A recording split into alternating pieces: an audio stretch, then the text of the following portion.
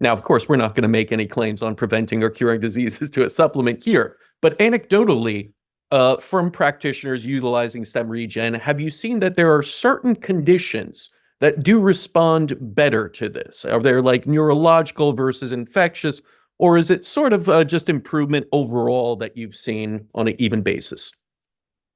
So keep in mind, I've been doing this now for more than 20 years, since Yeah. the first time that we identified the first stem cell enhancer.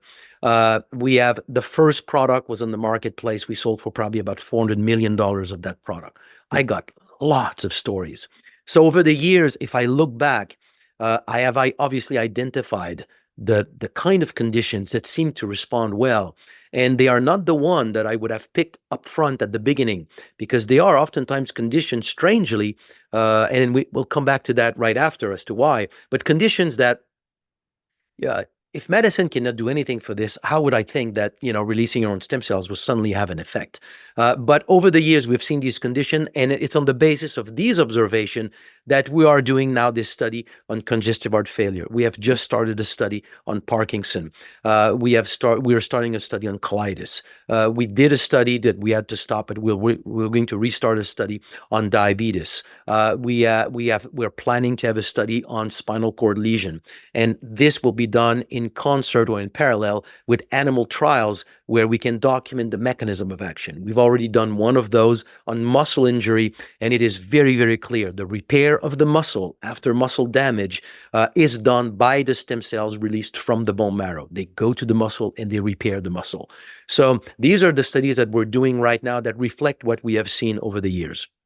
But where I want to go with this, to just make sort of a more general understanding of stem cells in the body, is that while stem cells repair, and they were studied for their ability to repair since the early days of stem cell research, studies have shown that they have a more, to me, more profound and more important role. You talked about prevention. So they have a more profound role, because let me give you an example. Please. Scientists do a study by injecting fluorescent stem cells, because you can follow these fluorescent stem cells. They have a green fluorescent protein. And when that stem cell gets into the heart or into a muscle or the liver, whatever the tissue, and then they start to become liver cells, and then they multiply into a population of liver cells. This is a population of cells that are now green, because they all have that green fluorescent protein. So you just use a simple fluorescent light, and you can, under a microscope, not even a microscope, you can, through the skin of the animal, you can see the area where the repair has been taking place based on stem cells. So we've done some of these studies. So scientists will do that. They do a muscle injury, and you see the repair of the muscle. But if you are done at the end of that study with, let's say, a few mice that you did not need to sacrifice in the study, and they are pets in your lab, and 6 months later you decide, oh, let's go and look at these mice, what you see is that the area of the injury is predominantly green, but you see green everywhere in the body, meaning stem cells have gone everywhere else, and they have gone at different rate or different quantitative importance. You will have much more in your liver than you will have in your heart, for example, because all the tissues have a different turnover rate. So now scientists, seeing this kind of observation through many studies, the question is, but do we see this in humans? And there one set of circumstance when you test that in human. It's a woman with leukemia that got a chemotherapy treatment followed by bone marrow transplant from a male compatible donor. So now all the stem cells have the Y chromosome. So let's go back now in tissue biopsies that have been taken after at autopsy, when one of these women died a year, 5, 10, 15 years after the bone marrow transplant. And now you look at various tissues over the years. And now the picture is emerging very clearly. Every single organ and tissue of the body is constantly in the process of turnover. If you're 50 years old, you don't have a 50-year-old liver. You don't have a 50-year-old pancreas or heart or brain. You have a 3-year-old liver. You have a 6-year-old pancreas. You have a renewal of your skin every month, half of a new heart every 25 years. You're constantly in turnover. Turnover means you lose cells every day and you need to replace them. Otherwise, it's decay. It's not turnover. So you need a balance.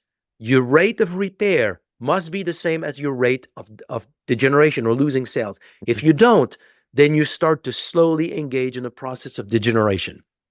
So that means your ability to keep your health is driven by how many stem cells you have in your bloodstream to repair. You're born with red marrow that slowly converts into yellow marrow, and that conversion happens fairly early in our lives. By age 30, we've lost 90% of our red marrow, which corresponds to a 90% decline in the number of stem cells in circulation. And that's why we all discover in our 30s, we're no longer Superman or Wonder Woman. We all discover this in our 30s somewhere. That's because there's a point we cross that threshold where there's not enough stem cells to maintain this sort of ongoing cellular loss. But if there's an injury, now you realize you don't have enough to repair like when you were 10 or 15 years old.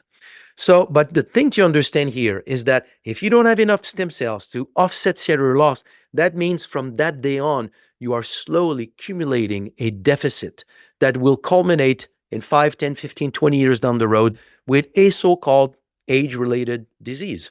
So that understanding of disease formation based on stem cells, I published this in 2013. And I said in that article, if that is true, there's one way to test for it. Let's go and count the number of stem cells in the bloodstream of people who have developed any kind of those age-related disease. And let's count the number of stem cells in their blood. It should be lower than people who have maintained their health for longer. So now there's about 50 of those studies out there. So you take people with atherosclerosis, heart disease, emphysema, diabetes, kidney failure, liver failure, erectile dysfunction, lupus, arthritis, Parkinson, Alzheimer's. The list keeps growing, COPD.